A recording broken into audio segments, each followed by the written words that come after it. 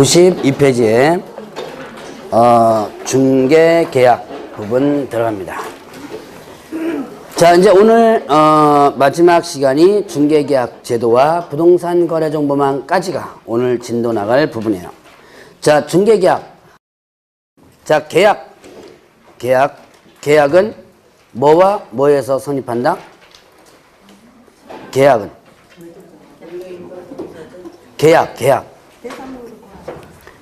이건 민법이야. 민법.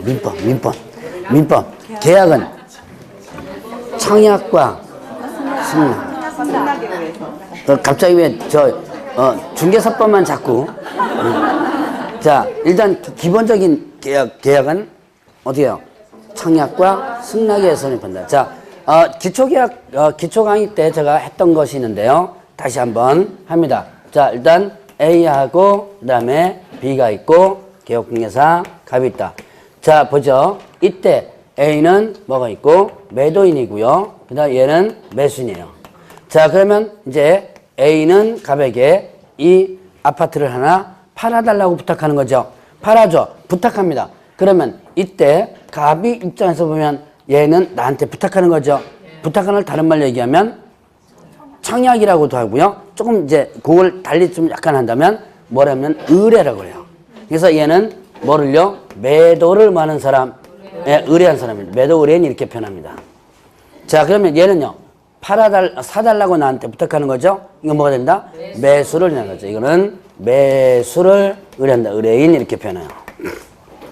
그래서 매도 의뢰인, 매수 의뢰인 자, 나한테 이제 팔아달라, 사달라 부탁하는 거죠. 자, 그럼 이제 여기에서 달리 이제 다시 표현하겠습니다. 얘가 아파트 팔아줘. 이거는 다른 말로 얘기하면 A는 갑에게 내가 아파트 팔 거니까 살 사람 뭐예요? 소개시켜 줘라고 하는 거죠. 그럼 살 사람 소개시켜 줘. 이거는 뭐든다? 소개시켜 줘. 요게 청약이에요. 자, 청약은 당사자 일반이 뭐다? 의사 표시죠. 살 사람 소개시켜 줘 그런 거예요. 그럼 얘가 어떻게 돼요? 그러면 사람 있으면 소개시켜 줄게라고 하면서 접수함으로써 뭐가 된다? 승낙이 되는 거죠. 그래서 청약과 승낙에서 계약이 성립되죠. 자, 계약이 성립되는데 어떤 계약이 성립된다? 소개시켜줘, 소개시켜 주겠다는 계약이죠. 그러니까 어떻게 한다? 중개라는 개념이 성립되죠. 그래서 중개계약이 성립되는 거예요. 항상 계약은 청약과 승낙이라는 개념이 있다는 것을 여러분들이 기억하고, 그러면 또, 자, B도 마찬가지로 어떻게 돼요? 나 이제 아파트 사겠다는 얘기죠. 그러면 나 아파트 살 거니까 팔 사람 소개시켜줘 그런 거죠. 그럼 얘가 접수함으로써 승낙이 되죠. 그럼으로써 뭐다? 이것도 마찬가지로 중개계약이 성립되는 거예요. 자, 그러면 중개계약은 누구와 누구 사이의 계약이다? 의뢰인과 개업공개사. 의뢰인과 개업공개사 사이의 계약이죠. 소개시켜줘. 알았다. 소개시켜 주겠다. 계약입니다.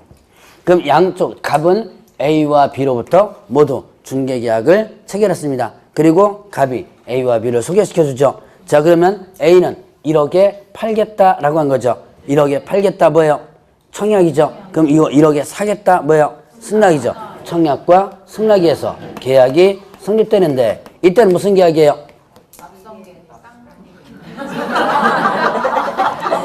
와, 유식한 말이 막 나오네.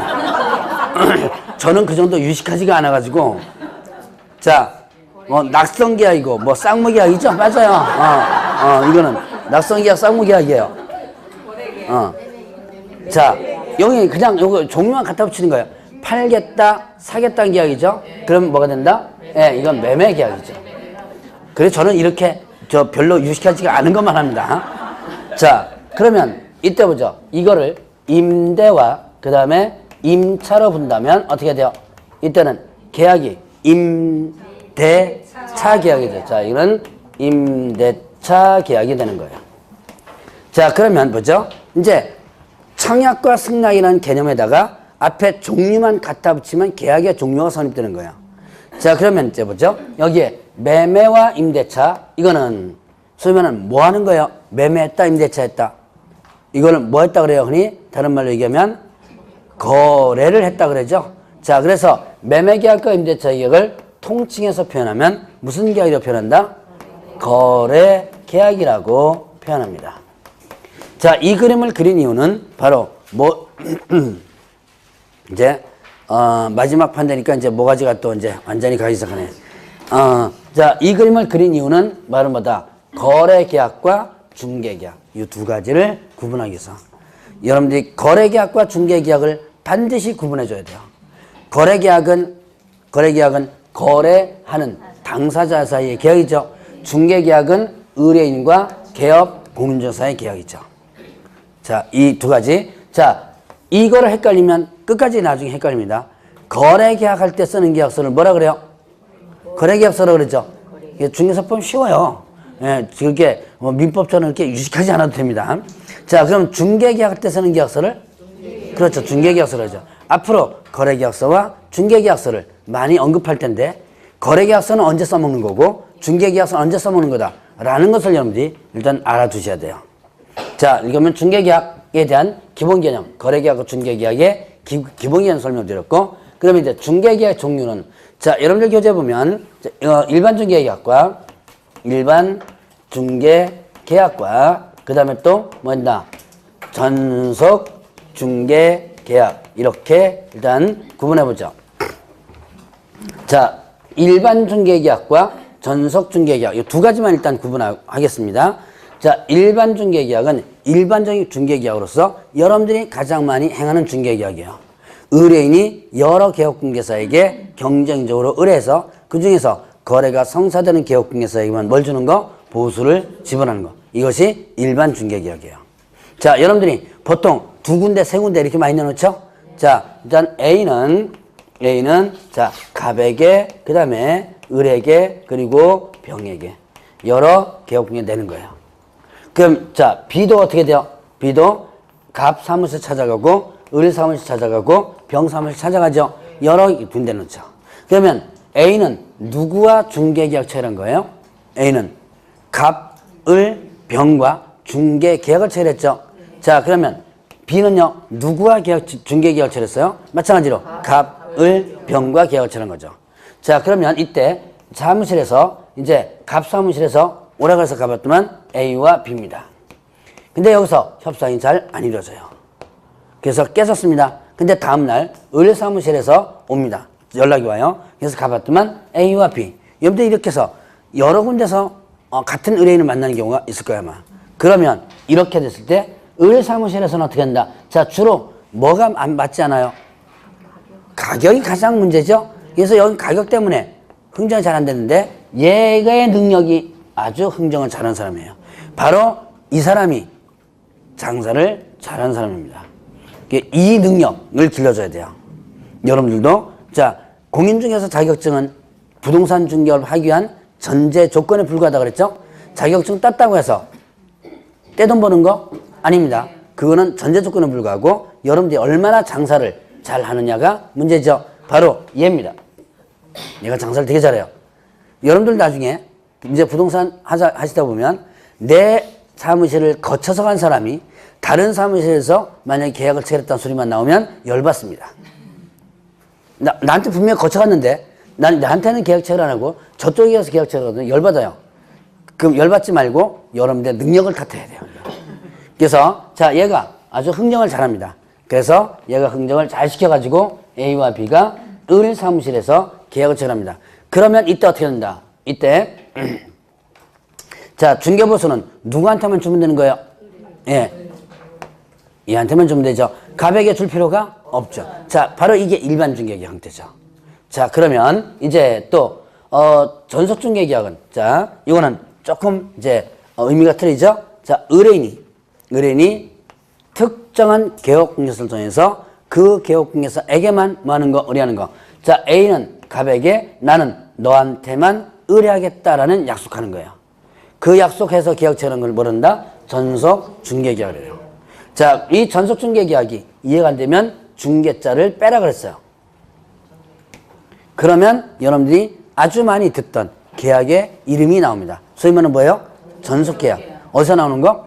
예, 연예인들. 그래서 앞으로 제가 강의할 때도 그냥 중개자 빼고 전속계약 많이 얘기해요. 자, 전속계약과 같은 개념이에요. 자, 연예인들이 특정 소속회사에 가서 전속계약 체결하죠. 기획사에. 그 다음에 거기에서 하는 일만 하죠. 자, 근데 만약에 딴 일을 갖다가 했다 그러면 전속계약 뭐가 된다? 위반이 되죠. 전속계약 위반이 되면서 어떻게 한다? 이제 뭐가 청구되는 거예요? 위약금이 청구되는 거죠. 그거와 같은 개념이다. 다만 여기는 중개자가 나오죠. 그러니까 여기에 소개자가 나오니까 여기에 중개라는 개념이 하나 더 들어간 거다라고 볼 수 있어요. 자, 그래서 이렇게 두 가지의 중개계약 개념을 한번 봤고, 자, 그럼 일단 일반 중개계약서 보면, 자, 일반 중개계약서, 일반 중개계약서가 있습니다. 자, 일반 중개계약서 작성을 요청할 수 있다라고 했어요. 자, 그래서 일반 중개계약서는 누가? 의뢰인이 누구에게? 개업 공인중개사에게 자 작성을 요청할 수 있다 그랬습니다. 자, 그럼 이제 이렇게 일반 중개계약서는 개념 보죠. 자, 중개계약서입니다. 뭐한테 써먹는 계약서예요? 중개계약할 때 써먹는 계약서죠. 여러분들이 중개사무소 가서 중개계약서 써봤어요? 한 번도 안 써봤죠. 대부분 뭘 한다? 입으로 다 하죠. 팔아주세요. 알았습니다. 그 끝이죠. 입으로 다 합니다. 구두 계약을 체결하면 나중에 분쟁이 발생하죠. 이걸 문서화해보자 그래서 일반 중개계약서 서식을 만들어 놨어요.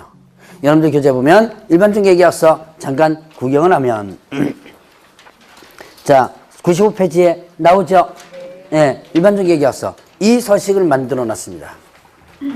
이걸 왜 만들어 놨냐? 하도 중개계약을 뭘로 하기 때문에 구두계약을 하기 때문에 그래서 이거를 만들어 놓고 만들어 놓게 만들어 놨는데 문제는 의무가 없어요. 의무가 없다 보니까 이 서식을 지금까지도 안 쓰고 있어요. 저는 개인적으로는 이걸 좀 의무로 만들었으면 좋겠어요. 그리고 강의할 때마다 나중에 중개업을 할 때 꼭 좀 쓰시라고 얘기합니다. 여러분들 여기 학원 올 때 뭐 한 장 안 썼어요? 뭐 계약서 비슷한 거 하나 쓰지 않았어요? 이게 등록 할 때 학원 등록하는 그런 거 하나 썼죠? 그게 계약서예요. 별거 아니에요. 여러분들 하나 써가지고선 학원에 사인하고 했을 거야 아마. 자, 그게 바로 계약서다. 그러니까 계약서라고 해서 꼭 계약서라고 표시되면 계약이 되는 게 아니죠. 여러분들 학원 올 때는 여기서 돈 얼마 내고 일정한 부분에 강의를 듣겠다는, 또 해주겠다라는 계약서를 쓰는 거예요. 그래서 중개계약도 이렇게 좀 문서화 했으면 좋겠는데 아직 많이 정착되고 있지 않은 이유. 일단은 중개보수 때문에 그래요. 그러니까 중개보수를 더 받으려고 그러니까 이런 거 쓰면 더 받을 수가 없죠. 거기다가 초과해서 막 쓸 수는 없잖아요. 더 받으려고 그러니까 이걸 일부러 이제 안 쓰게 되는데 사실은 좀 쓰는 것이 좋습니다. 그래서 가능하면 저는 좀 가능하면 하라고 하는데 자, 일단은 여기서 일반 중개계약서는 의무가 있다 없다? 없다. 지금 의무는 없어요. 자, 근데 의뢰인이 개업공개사에게 원다 작성을 요청할 수 있다. 요청받은 개업공개사는 반드시 해야 된다 안 해도 된다? 반드시? 자, 지금 뭐라 했어요? 의무가 있다 그랬어요 없다 그랬어요? 그러면 요청받은 개업공개사 반드시 해야 된다 안 해도 된다? 안 해도 되는 거예요. 요청받았다 하더라도 안 해도 된다. 다만 이때 그 일반 중개계약서에 이제 기재사항이 있습니다. 자, 중개대상물의 위치 및 규모, 그 다음에 자 거래 예정 가격, 거래 정기에 따른 중개 보수, 그 다음에 준수 사항 이렇게 일단은 네 가지를 기재한 일반 중개계약서 작성을 요청할 수 있다 그랬어요. 요게 시간 문제 몇 번 나왔어서 자 위치 및 규모, 거래전 가격, 중개보수, 준수상 네 가지를 기재한 일반 중개계약 작성을 요청할 수 있고 요청받은 개업공개사 의무가 없다. 그리고 지금 현재 일반 중개계약서 법정 서식이 있어요 없어요? 법정 서식 법에서 정한 서식이 있어요? 있죠. 있잖아요. 거기 보니까 어떻게 돼요? 자, 거기 보니까 공인중개사법 시행규칙 나오죠? 네. 별지 서식 뭐 이렇게 나오죠? 네. 법정 서식이 있습니다. 다만 이 서식을 쓸 의무가 없을 뿐이죠. 다만 이제 국토교통부 장관이 이렇게 표준서식정에서 사용을 권장할 수 있다고 나왔어요. 표준서식정에서 사용을 권장할 수 있다는 했으니까 법정 서식을 쓸 의무가 없다라는 부분이죠. 자, 그러면 이제 이 서식 작성법은 나중에 3월 달에 한번 하도록 할 겁니다. 자, 그러면 이제 일반 중개계약에서는 요 정도까지만 여러분들이 정리를 하면 되겠고, 자, 그러면 전속 중개계약 보죠. 자, 전속 중개계약 의무가 뭐라고 했어요? 너한테만 의뢰하겠다 이거죠? 자, 97페이지에 뭐라고 했어요? 97페이지 보니까 의뢰인이 중개대상을 중개를 의뢰할 때 특정 계약 중에서 예, 그 경우 하나여 의뢰하는 계약이다 라고 했습니다. 그래서 다시 한번 쉽게 얘기하면 너한테만 뭐 하겠다? 의뢰하겠다 라는 부분이죠. 그러면 전속중개계약처라면 일단은 개업, 공인중개사와 의뢰인 각각 뭐가 된다? 의무가 발생돼요. 자, 그러면 일단은 전속중개계약처라면 일단은 개업중개사, 개업, 공인중개사의 의무를 보죠. 이 의무들이 있기 때문에 전속중개계약도 지금 거의 활성화되어 있지 못합니다. 이 도입된 지가 지금 94년도에 도입됐으니까 지금 24년째인가요?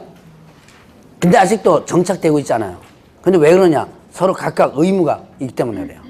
자, 일단 전속중개계약 시 개업공개 의무, 일단 전속중개계약서, 전속중개계약서를 작성해야 되고요. 이거를 3년간 어떻게 한다?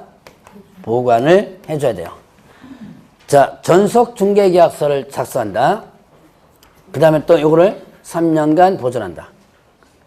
이거를 위반하면요, 업무정지예요. 의무적으로, 자, 일반 중개계약서는 서식 사용할 의무가 없죠. 그런데 전속중개계약을 체결하면 전속중개계약서를 써야 되고요. 이걸 몇 년간 보관? 3년간 보관. 자, 그러면 이제 또 물건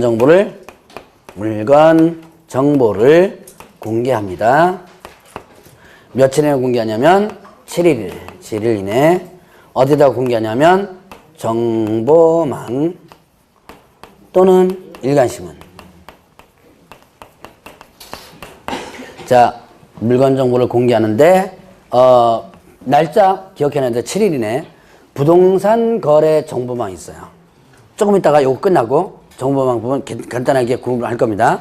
자, 통신망 중에 하나예요. 누구만 가입할 수 있냐면 개업, 공인중개사만이 가입해서 정보를 교환하는 하나의 시스템입니다. 이 정보면 아니면 일간신문이에요. 일간신문. 자, 여기다 광고하든지 여기다 공개하든지 둘 중에 하나예요. 자, 이렇게 물건 좀 공개하는 이유가 뭐예요?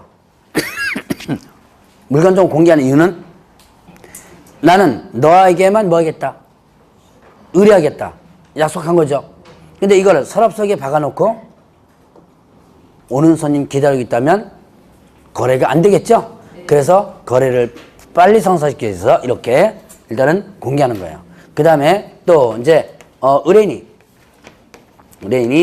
비공개 요청하면 비공개 요청하면 공개하면 아니 된다. 금지. 자, 의뢰인이 공개하지 말아달라고 요청한다면 어떻게 한다? 공개하면 안 된다. 이건 너 좀 몰래 좀 해줘라고 하면 일단 공개하면 안 되는 거예요. 자, 그러면 이렇게 두 가지 위반한다면 이때는 상대 등록 취소. 상대 등록 취소가 뭐였죠? 등록 취소를 할 수 있다, 안 할 수 있다. 할 수 있다 그랬죠? 자, 상대 등록 취소에 해당돼요. 자, 그럼 이제 또 공개했다면 공개 사실을 문서로다가 통지하라 그랬고요. 이렇게 공개했다는 거 연락해 줘야 돼요. 그 다음에 업무 처리 상황을 어떻게 하라? 통지하라. 어떻게 하냐면 2주일에 1회 이상 뭘로다가 문서로. 자, 업무 처리 상황이라는 게 있습니다. 업무 처리 상황을 통지하는데 이거는 소위 말하는 여러분들이 직장 다니셨던 분들 한 번이라도 썼을 업무일지와 비슷해요. 업무일지라는 것은 그날 일한 것을 퇴근할 때 이렇게 써놓는 거예요. 근데 이거는 자, 내가 당신 물건 중개에 있어서 이러한 일을 했다는 것을 알리는 거거든요. 근데 매일매일 하기 그렇죠. 그러니까 얼마 단위로 하는 거예요, 지금? 2주일 단위로 하는 거예요. 2주일 단위로 해가지고 1회 이상 문서로 통지하도록 하고 있습니다. 자, 요게 누구의 의무? 개업 공개사. 귀찮죠? 이런 일 하니까 지금 귀찮아요. 그래서 개업 공개사 잘 안 합니다. 아주 중요한 물건이거나 큰 물건 빼놓고는 잘 안 해요. 자, 그러면 이제 개업, 의뢰인의 의무. 의뢰인의 의무. 그럼 의뢰인은 어떤 의무가 있느냐? 그럼 의뢰인은요, 전속중개계약 유효기간 내입니다. 자, 유효기간 내 의무인데, 유효기간은 특별한 약정이 없다면 3개월이에요. 자, 여러분들 전속중개계약을 체결하면, 마냥 기간을 정해놓지, 오래 이렇게 하면 못하겠죠? 일정한 기간을 정해놓는 거야. 내가 이만큼만 너한테 의뢰했다. 이게 기간을 정해놓는 거거든요. 유효기간은 약정이 없다면 3개월이고, 만약 약정이 있다면 4개월, 5개월, 6개월로도 어떻게든 할 수 있는 거예요. 그 유효기간 내, 자, 다른 기업공개사. 개업, 공인중개사한테 어떻게 한다? 의뢰해서 거래가 됐다. 자, 다른 개업공개사한테 의뢰해서 거래가 됐습니다. 그러면 뭐 한 거예요? 약정 위반. 그렇죠. 전속계약 위반이 되는 거죠? 전속계약 위반이 됩니다. 그러니까 어떻게 돼요? 전속계약 위반했으니까 위약금 물어줘야죠. 자, 위약금 물어줘야 되는데 위약금을 정해놨습니다. 중개보수 전액을 위약금을 물어준 거예요. 이건 뭐 전속계약 위반. 나는 너한테만 의뢰하겠다 약속했는데 이걸 위반한 거죠. 자, 그 다음에 두 번째는요.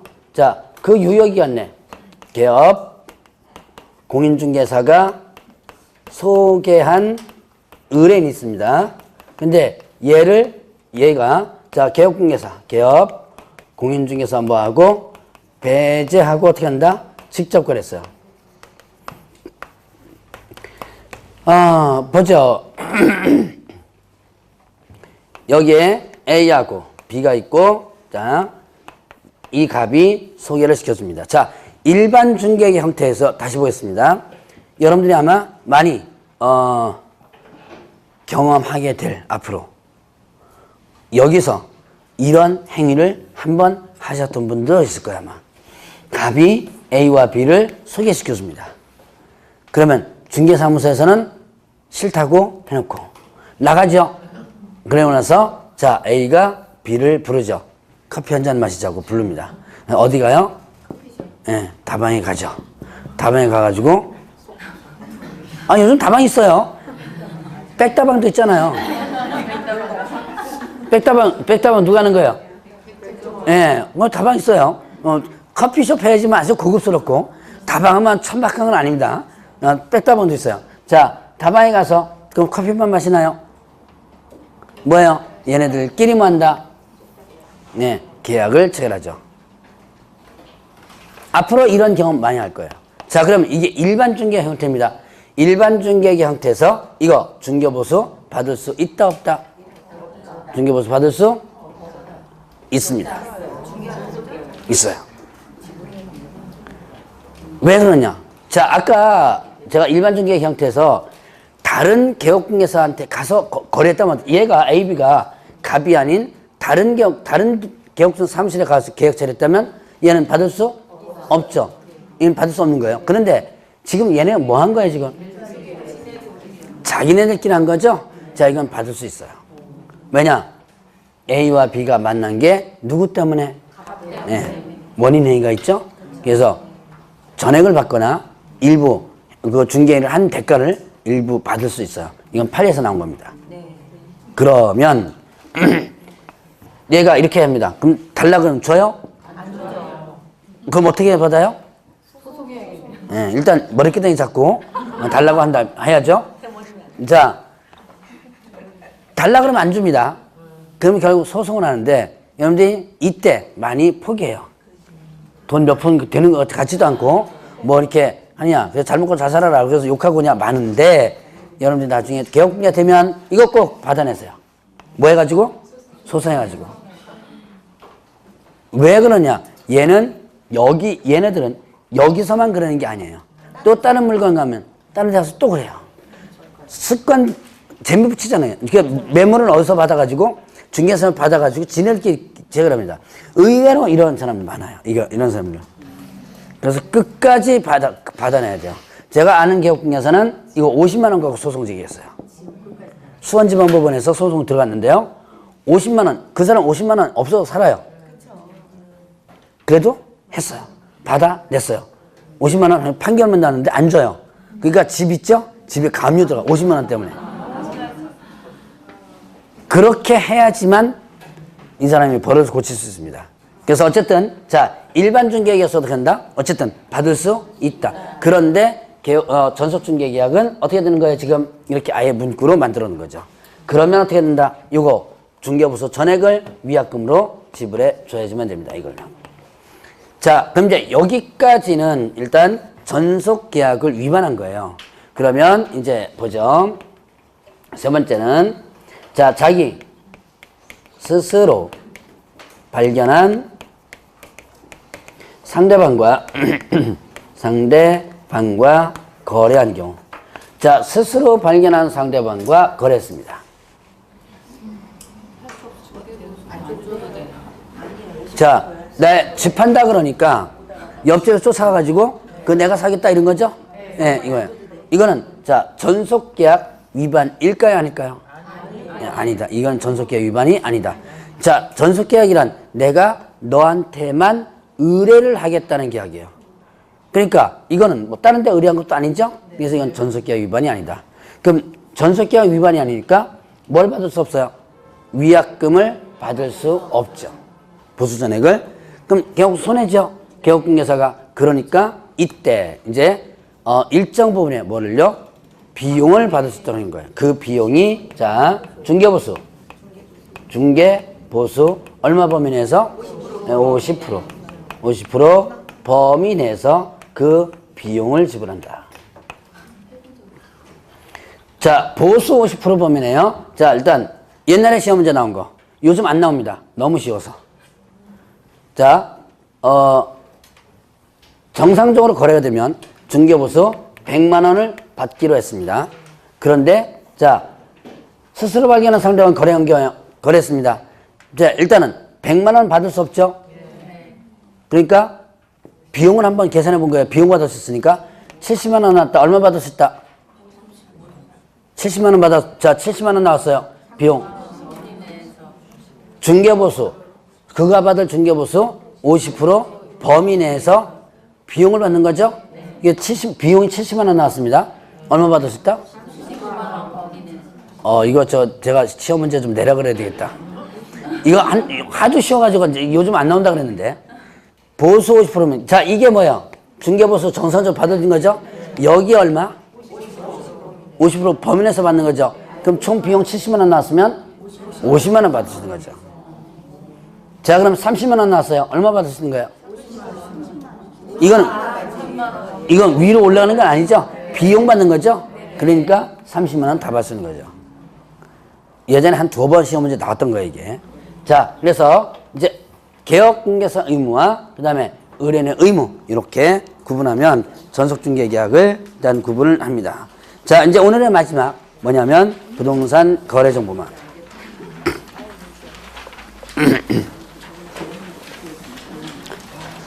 자, 부동산 거래정보망 이거는 뭐 여러분들 교재됐지만 94년도에 도입됐습니다.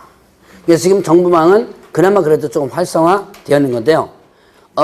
부동산 거래 정보망, 소위 말해서 하나의 통신망이죠. 이게 옛날에는 PC통신이라는 망을 이용했었어요. 그러니까 일반 전화회선입니다. 일반 전화회선을 이용해가지고 하다가 랜이라는 시스템으로 갔다가 지금 현재는 어느 망을 이용하고 있냐면 인터넷망을 지금 현재 이용하고 있어요. 자, 그래서 이 부동산 거래 정보망은 누구만 가입할 수 있다? 개업 공인중개사만. 자, 개업 공인중개사만이 가입할 수 있다. 라고 했습니다. 자, 그러면, 개업 공개사가 서로 정보를 어떻게 돼요? 교환하는 시스템이에요. 자, 여러분들 교재 103페이지에, 밑에 2번에 보면 지정 목적 있었죠? 오타가 났네. 지정 목적이죠? 지정 목적. 지적이 아니고, 자, 지정 목적 있습니다. 거래정보 사업자를 지정해야 되는데, 이때, 자, 거기 보면 국토교통부 장관은 이렇게 돼 있죠? 국토교통부 장관은, 자, 누구 상호간에? 개업 공개상원회. 개업 공개상원회 부동산 매매 등에 관한 정보의 공개와 유통 촉진. 그 다음에 공정한 부동산 거래세 확립 이렇게 돼 있죠? 자, 그러면 거기 보니까 자, 일단 누구만 가입할 수 있다 그랬어요? 개업 공개사만이 가입할 수 있다. 이게 바로 개업 공개사 상호간이라는 개념에서 나온 거죠. 이게 정보를 어떻게 돼요? 누구끼리만 교환하는 거예요? 개업 공개사끼리만 교환하는 거죠. 자, 그러면 이제 그 거래정보망을 운영하는 사람을 뭐라 한다? 거래정보 사업자라 그래요. 정보망을 운영하는 사람을 거래정보 사업자. 그래서 거래정보 사업자에 대한 지정을 누가 한다? 국토교통부 장관이 할 수 있다 그랬죠? 중년이 할 수 있다. 자, 그러면 일단 기본 요건이 있습니다. 기본 요건으로서는 뭐냐면 일단 부가통신 사업자이어야지만 됩니다. 어느 법에 의한 전기통신사업법에 의한 누구여야지만 된다? 부가통신사업자야 된다. 사실 인터넷망으로다가만 운영하면 부가통신사업자가 아니어도 되는데요. 원래 이 정보망이 뭐를 이용하셨다고 그랬어요? 일반 전화회선인 부가통신사업자입니다. 그러니까 원래 옛날에는요, 일반 전화회선을 갖다가 사용했던 망입니다, 이게. 자, 제가 아까 잠깐 뭐라 했었냐면 PC통신이라는 개념을 아마 잠깐 언급했을 거예요. 이런 PC통신하면 옛날에 썼던 천리안, 나우누리, 하이텔 이런 것들 해보신 분 있을 거예요, 아마. 해봤죠? 그걸로 아마 채팅도 많이 했을 거예요, 아마. 자, 그 파란 화면에 이렇게 나오는 거 있죠? 그거를 뭘로 했었어요? 전화선을 꼽아가지고 했었죠. 바로 이 부동산 거래정보망도 그렇게 전화선을 꼽아가지고 그 망을 이용했었어요. 전화선이라는 통신망이 있습니다. 기본 통신망이에요. 거기에 부가적으로 붙어가지고 통신 사업을 하는 사람들이 바로 부가통신 사업자입니다. 자, 근데 이제 지금은 전화선을 이용하지 않고 이제 인터넷망을 다시 이제 이용하게 되는데, 자, 어쨌든 기본적으로 이제 부가통신 사업자이지만 돼요. 이건 어느 법에 의해서 한 전기통신사업법. 자, 그러면 또 그 외 요건이 있습니다. 그 외의 요건이 있어요. 누구만 가입할 수 있다 그랬죠? 누구만 가입할 수 있다? 예. 개업 공인중개사만이 가입할 수 있다 그랬죠? 그래서 개업공개사 500명 이상. 이용, 그 다음에 신청해야 돼요. 500명 이상이 이용 신청해야 되고, 그 다음에 또 2개 이상의 자, 특별시, 그 다음에 광역시, 도에서 각 얼마? 각 30명 이상 이렇게 됩니다. 자, 500명 이상 이용 신청하라. 요거는 누구? 개업 공인중개사. 자, 2개 이상의 특별시가 있어도 각 30명 이상 해줘야지면 되고요. 자, 숫자 일단 유념해서 보시기 바랍니다. 자, 이거 3월달부터는 여기서 이제 말장난 치는 것들 하나씩 좀 이제 볼 거예요. 그 다음에 이 정보망 안에는 무슨 정보가 올라가요? 부동산 정보 올라가죠. 부동산 전문가가 필요하겠죠. 부동산 전문가인 공인중개사가 필요합니다. 공인중개사 몇 명? 1명 이상 이렇게 되죠. 그 다음에 자, 이 부동산 거래정보망은 뭘로 운영하는 거? 컴퓨터로 운영하는 거죠. 그러니까 컴퓨터 전문가가 필요했죠. 컴퓨터 전문가, 정보처리 기사. 정보처리 기사 몇 명? 1명 이상. 이상이 확보해줘야 돼요. 그 다음에 이제 이거는 컴퓨터로 운영하는 거니까 컴퓨터 설비를 확보해줘야지면 되는데, 이 컴퓨터 설비는 국토교통부 장관이 정하는 성능 용량 이렇게 됐어요. 자, 다시 한번 봅니다. 자, 일단 기본적으로는 부가통신 사업자야 되고요. 그 다음에 숫자 500명 이상 이용 신청하라. 2개 이상의 특별시간에 더해서 얼마? 각 30명 이상. 그러니까 전국적으로 회원을 가입하는 게 아니라 어쨌든 몇 개 이상 특강도예요? 2개 이상만 되면 됩니다. 자, 지금 부동산 거래정보망을 운영하는 부분은 공인중개사 협회에서 지금 있고요. 언젠가 광고 나오던데, 한방이라는 광고 나오던데, 이제 협회에서 하고, 그 다음에 또 한국감정원이라는 데가 있어요. 감정평가사와 관련된 부분인데, 거기서도 이제 정보망을 지금 운영하고 있습니다. 자, 그러면 일단 숫자가 이렇게 돼줘야 돼요. 그러면, 그 다음에 또 공인중개사 1명 이상, 정보처리 1명 이상, 컴퓨터 설비를 갖춰라 그랬고요. 이게 하나의 요건입니다. 요건은 시험 문제 아주 잘 나와요. 아주 잘 나오니까 다 기억을 해놔야 돼요. 언제까지? 아주 잘 나온다 그래서 지금 당장 기억하는 게 아닙니다. 언제까지? 시험 칠 때까지. 기억하면 돼요. 지금 다 외워놓으면 어떻게 해요? 까먹죠. 그러니까 여러분들이 암기를 하려고 노력하는 것보다는 맞아요. 이해하는 건 맞아요. 근데 이거 이해하나요? 이거? 정보 공인중개사 일명 공인중개사 일명 이상이구나. 이거는 이해할 게 아니죠. 이거는 그냥 자주 봐요. 그냥 자주 눈에 익혀두고 글자를 익혀두게 되면 나중에 암기할 때쯤 되면 어느 정도는 눈에 익으니까 쉽게 한번 정리가 아마 될 거예요. 자, 그러면 이제 이것을 가지고 이제 준비합니다. 서류를 준비하고 한 다음에 이제 지정 신청을 하는 거예요. 자, 지정 신청을 하는데 이때 지정 신청은 누구한테 하는 거예요? 누가 지정해줘요? 네, 국토교통부 장관이 지정을 해주죠. 자, 그러니까 국토교통부 장관에게 지정 신청을 하면 국토교통부 장관은 지정해주고 지정서를 교부를 해줍니다. 지정해주고 지정서 교부 주는데 요거는 언제까지 하냐면 30일 이내 이렇게 됐어요. 날짜. 이때 지정서 교부할 때 교부 전에 지정대장에 기재하고 교부하고요. 지정대장은 전자적 처리가 가능한 방법으로 관리하라 그랬어요. 이거 어디서 본 것 같지 않아요? 많이 들어봤죠? 네. 일단 저번 주에 나왔어요. 네, 맞아요. 네. 좀 기억나시는 분 있을 거예요. 저번 주에 2개를 배웠거든요. 일단 공인중개사 자격증 교부할 때. 자, 자격증 교부할 때 어디다가 자격증 교부대장에 기재하고 교부하죠. 이때 교부대장은 전자적 처리가 가능한 법 관리하라 이렇게 했었고요. 그 다음에 또 하나 등록증 교부할 때 또 마찬가지로 어디다가 등록대장에 기재하고 교부하고 이때 등록대장은 어떻게 관리하라? 전자적 처리가 가능한 법 관리하라 그랬죠. 똑같아요. 여기도 이가 자, 증 교부할 때 이것도 하나의 증이라고 볼 수 있죠. 지정서. 증 교부할 때는 어디다 기재하고 대장에 기재하고 교부하고 이때 대장은 어떻게 관리하라? 전자적 처리가 가능한 법을 관리하라. 자, 이렇게 이제 교부를 했었습니다. 그러면 이제 운영 규정을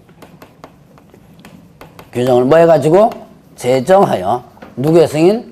국토교통부 장관의 뭘 받는다? 승인받는다. 근데 운영 규정을 뭐 하고자 할 때? 변경하고자 할 때도 마찬가지로 국토교통부에 승인받아요. 자, 요거는 지정받은 날로부터 며칠? 요거는 3월. 앞으로 이 절차 아주 지겹게 볼 거예요. 자, 다시 한번 봅니다. 지정 신청을 하면 지정해주는 날짜는 어떻게 된다? 30일이고요. 지정해졌죠? 운영규정 제재나 승인받은 것은 언제까지다? 3월 이렇게 되죠.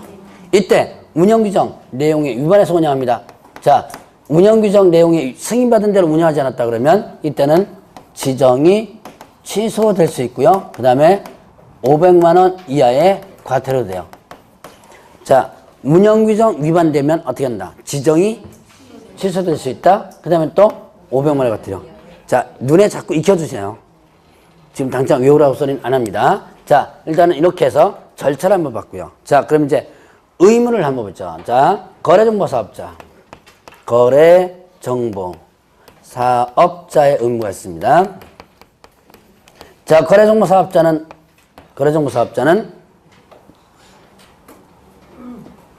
이 정보망을 운영할 때 의무죠? 운영할 때. 자, 운영시 의무입니다. 운영할 때 의무예요. 거래정보사업자는, 자, 일단 3개를 갖다가 한번 해보고 일단 설명드리죠. 거래정보사업자는, 자, 개업공개사, 공인중개사로부터 의뢰받은 정보대서 공개하라. 개업 공인중개사로부터 의뢰받은 정보를 공개하고 그 다음에 의뢰받은 내용과 어떻게 한다? 다르게 공개해서는 안 된다. 공개 금지. 그 다음에 차별적으로 공개해서는 안 된다. 차별 공개 금지. 자, 요 세 가지 있습니다. 자, 일단 누구로부터 의뢰받은 정보예요? 개업 공인중개사로부터 의뢰받은 정보를 공개하고 의뢰받은 내용과 다르게 공개해서는 안 되고 차별적으로 공개해서는 안 된다. 그럼 이 의무가 도대체 왜 나왔느냐? 이 의무가 나온 이유를 설명하려면 이거를 이용 절차를 잠깐 봐줘야 돼요. 이용 절차는 큰 이용 절차는 다음 파트 할 텐데 자, 간단한 이용 절차 보죠. 여기가 정보망입니다. 이때 개업공개사 갑이 정보망에 어떻게 돼요? 가입을 했죠. 돈 냅니다. 공짜로 이용하는 거 아니에요.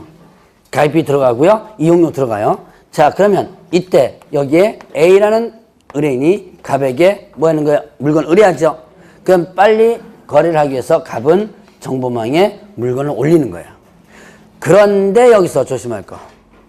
이 갑이 정보망에 자기가 직접 물건을 올릴 수 있는 시스템이 아니다. 내가 물건을 직접 못 올려요. 그럼 개업공개사는 거래정보사업자에게 뭘 보내냐면 정보 공개 의뢰서라는 게 있습니다. 자, 개업공개사가 뭘 작성한다? 정보 공개 의뢰서라는 게 있어요. 정보 공개 의뢰서를 작성합니다. 이게 이제 그 물건의 정보죠. 이렇게 공개해달라는 물건 정보를 싹 써가지고 이거를 어디로 보낸다? 정보망에 보내는 거예요. 팩스나 아니면 뭡니까? 요즘 메일 있죠? 팩스나 메일로 정보공개 의뢰서를 보내면 작업해가지고 물건을 올리는 사람 누구예요? 거래정보 사업자가 올리는 거예요.